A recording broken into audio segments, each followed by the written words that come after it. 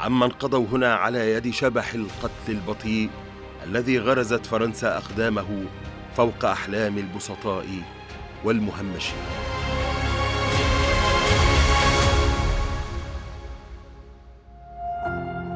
عام 2014 نشرت وكالة رويترز تسريباً عبر مقال تناول طبيعة تعاقدات أريفا مع حكومة النيجر، تظهر فيه حجم الإعفاءات الضريبية والإعفاءات من الرسوم وبنود الحماية التي اشترطتها فرنسا لمنع أي تأثير في سيطرتها على كنز اليورانيوم.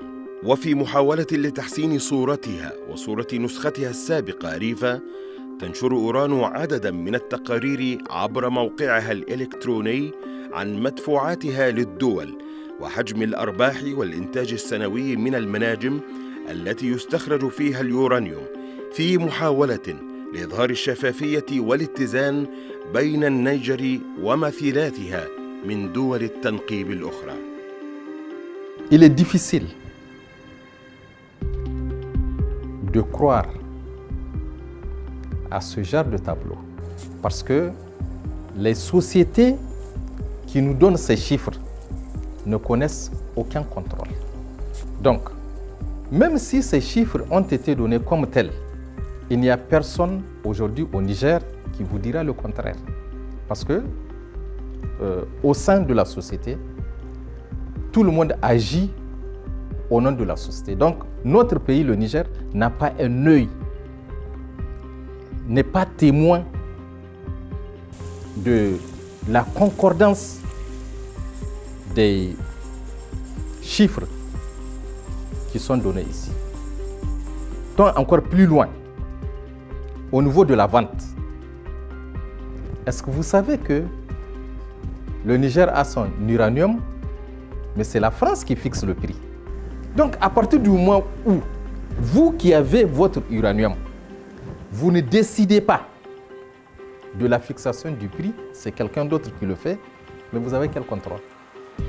Le contrat du partenariat entre nous et la France, entre l'État du Niger et la France. Vraiment, c'est un partenariat qui n'est pas gagnant-gagnant, si on peut le dire. C'est tout l'appel, de revoir.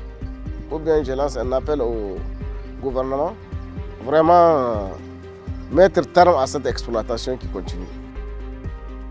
Si la France rejette tout ce qui est en bloc, jusqu'à présent, il n'y a aucune société, aucune multinationale qui n'est pas française qui a exploité un gisement à Arlit. Somaïr, c'est Arlit, c'est la France. Comilac qui vient de fermer, c'est la France. Imoraran qui a existé, c'est toujours la France. Il y a une autre, il n'y en a pas d'autre. واقع النيجر المزري أعاد من جديد أنظار شعبها صوب القيود التاريخية التي كبلت أيديهم، وكيف نجحت الهيمنة السياسية والعسكرية والتبعية الاقتصادية في فرض واقع المعاناة الحالي. Ils sont venus avec un accord du 24 avril 1961. Cet accord-là, en 11 accords, c'est un ensemble d'accords au nombre de 11, à l'intérieur desquels, eux, pour sauver leurs arrières, ils ont mis ces accords-là et nous contraindre à les subir. L'estimar, c'est la domination. La domination française était très dure. L'indépendance a été accordée par les Français. Ce n'est pas l'indépendance de l'Algérie. Non. Elle a été accordée par les Français. Donc, les Français ont préparé l'indépendance parce que les gens qui demandaient l'indépendance, qui étaient ceux qui exprimaient la volonté du peuple, ont été combattus, rejetés. Et les Français ont choisi les hommes qui devaient accéder à l'indépendance. Ils ont rédigé la Constitution, exactement comme la Constitution américaine avec le Japon.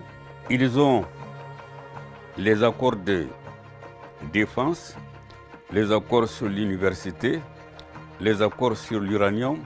Tout ça, c'est les Français qui ont rédigé ça, pour leur intérêt à eux. Quand il était venu, il était question de signer, les gens ont signé sans comprendre. Ils ont signé sans avoir lu et compris ce qu'il y a dedans. Et c'est plus on avance, plus on vous dit « Ah, il y a tel accord qui vous empêche ça ». On a obtenu une indépendance politique mais pas économique. La preuve, le franc que nous dépensons, la monnaie de notre pays, s'appelle franc CFA. Donc une monnaie fabriquée, orientée par la France.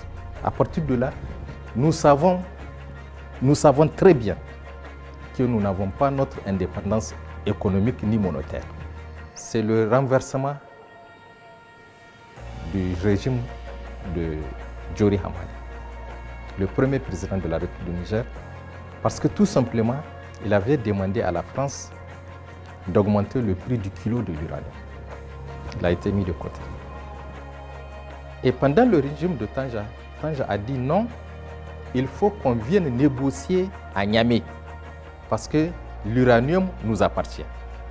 À partir du moment que c'est notre uranium, il faut venir discuter chez nous sur le prix. Le président Sarkozy est venu avec, à l'époque, Anne Lauvergeon, qui assurait la présidence du présidium de Areva. Mais peu de temps après, qu'est-ce qui s'est passé? C'est vrai, la France, à l'époque, avait multiplié x 2 le prix du kilo de l'uranium, mais quand Tanja a été renversé, le prix de l'uranium a baissé.